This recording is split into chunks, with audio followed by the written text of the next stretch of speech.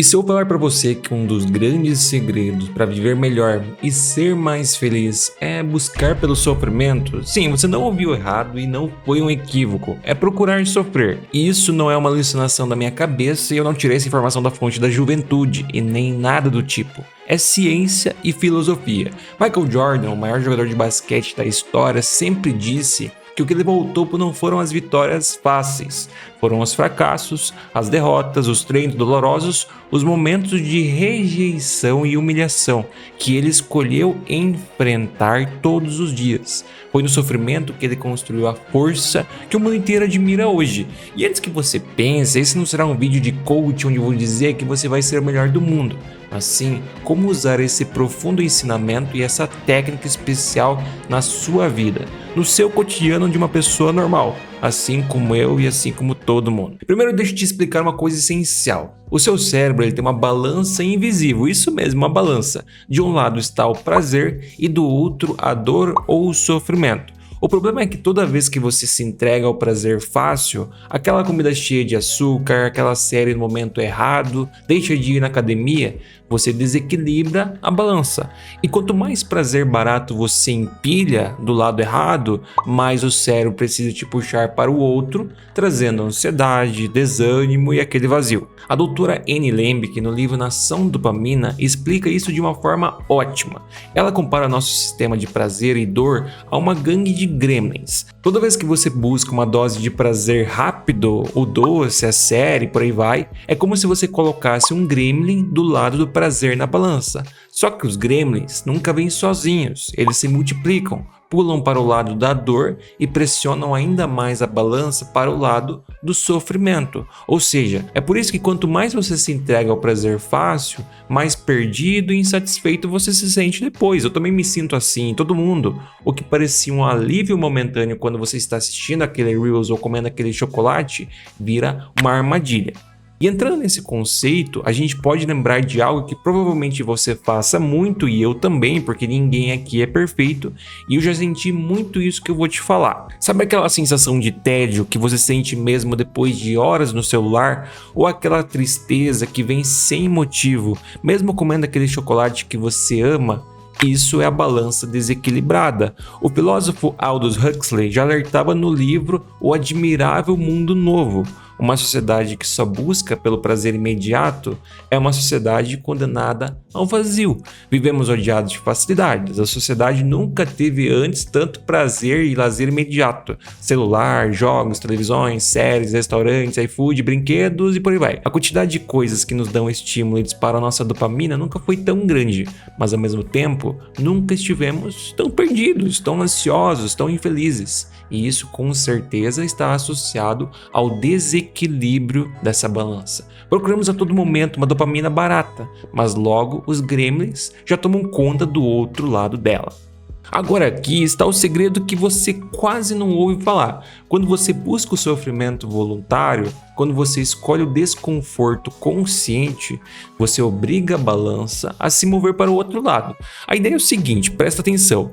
Pense no exemplo da academia. Você está lá por livre e espontânea vontade, em um ambiente onde provoca dor, sim, dor física, aquele cansaço, desgaste muscular. Imagina você chegando cansado, sem vontade nenhuma, depois de um longo dia de trabalho. Aquele dia que você só está indo na academia obrigado. E ainda assim você faz o treino. E depois que você termina ele, vem uma sensação de alívio e prazer imediato. Mas por quê?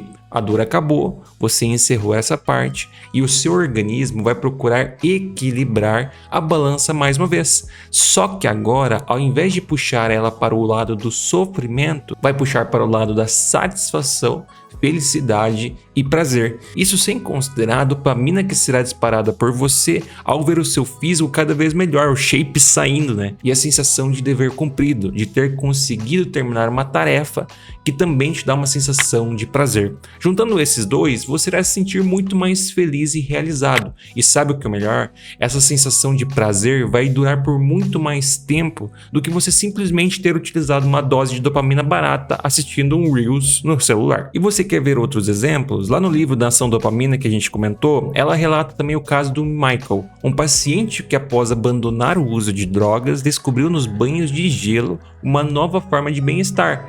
Ele se submetia a imersões em água quase congelante, um sofrimento intenso no momento, mas depois vinha uma sensação comparável ao êxtase, a euforia, clareza mental e paz interior. E a ciência confirma isso. Um estudo realizado na Universidade Charles, em Praga, revelou que 1 hora de imersão em água fria pode aumentar os níveis de dopamina no sangue em até 250%.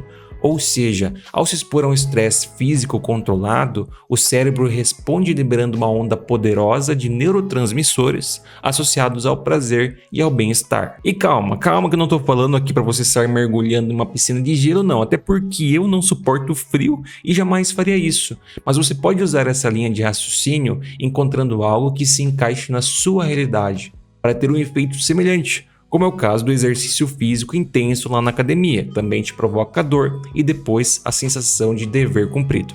Então o que a gente tem que entender aqui é o seguinte: ao inclinar deliberadamente a balança para o lado da dor, você permite que o cérebro a reequilibre, proporcionando uma sensação de prazer mais profunda e duradoura do que aquela obtida por estímulos fáceis e imediatos.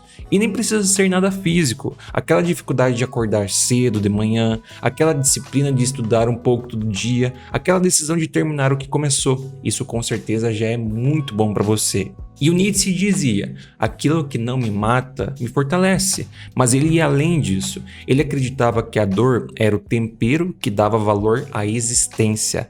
E o Viktor Frankl, no livro Em Busca do Sentido, contou como prisioneiros dos campos de concentração que conseguiam encontrar o significado até no sofrimento, tinham uma resistência mental absurda. E Sêneca, o filósofo estoico, escreveu: a adversidade é o treino da virtude. Ele acreditava que o desconforto voluntário era essencial para uma vida forte e equilibrada. Mas atenção, que aqui eu não estou falando para você buscar um sofrimento inútil, alguma coisa que não tem o menor sentido. Não é para você se machucar sem motivo, não é isso que a gente está falando, não é esse tipo de sofrimento. É buscar algo que constrói, que tem propósito, que é voluntário, consciente e direcionado para alguma coisa maior. Sofrimentos que constroem são, por exemplo, treinar até a falha muscular, acordar cedo para trabalhar em projetos pessoais, praticar jejuns programados, correr longas distâncias, aceitar críticas e aprender com elas. Essa é uma das coisas que muitas pessoas têm dificuldade. Falar em público, no longo prazo, você pode ter muita dificuldade no início, mas no longo prazo você vai sentir muita felicidade em ter começado. Estudar matérias difíceis todos os dias, tomar banhos frios, como a gente comentou, realizar trabalhos manuais pesados e se afastar de prazeres fáceis como as redes sociais e açúcar. Talvez você não para pensar, mas com certeza no início pode ser sim um sofrimento. E antes que você pense, não, eu não estou falando aqui para você sair correndo amanhã uma maratona. O que você tem que fazer é essas mudanças de maneira gradativa, aos poucos, para você ir se acostumando e assim mudando a sua realidade. Então, use isso ao seu favor. Se você quer fugir dessa dopamina barata que mais atrapalha a sua vida do que ajuda, utilizar do sofrimento deliberado de maneira consciente pode ser o melhor caminho. E também não me entenda errado, não estou dizendo aqui para você substituir tudo na sua vida por algum sofrimento. Não precisa ser 8 ou 80, não é isso que a gente quer que você entenda. Você pode sim comer doces, chocolate, pode assistir a sua Netflix e tudo mais. Mas a questão é o seguinte: se você souber o momento certo para cada coisa e incluir o sofrimento consciente na sua rotina, com certeza você vai sentir muito menos tédio e desânimo após fazer essas mesmas coisas. Portanto, treine a sua balança, mas a balança mental, a balança da dor e do prazer. E me agradeça depois. É sério.